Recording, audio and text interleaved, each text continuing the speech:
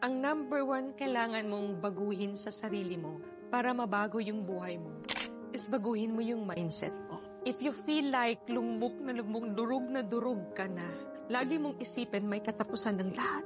Kung sa ngayon ay nasa ilalim ka, ang kasunod nun nasa ibabaw ka na. So lumaban ka. Lagi mong sabihin sa sarili mo na, kaya ko to, lalaban ako para sa sarili ko. Kailangan kong baguhin yung mindset ko para mabago yung buhay ko.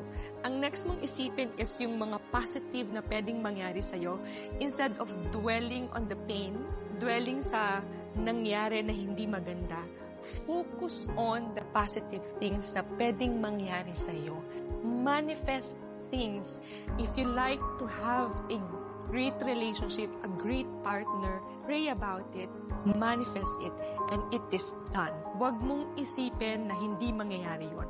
Huwag mong isipin na imposible yun because walang imposible sa taong naniniwala sa Panginoon. If you want a job, if you want to have money, pray about it, manifest about it, and see for yourself na in due time, lahat ng hiniling mo, lahat ng minanifest mo, mangyayari.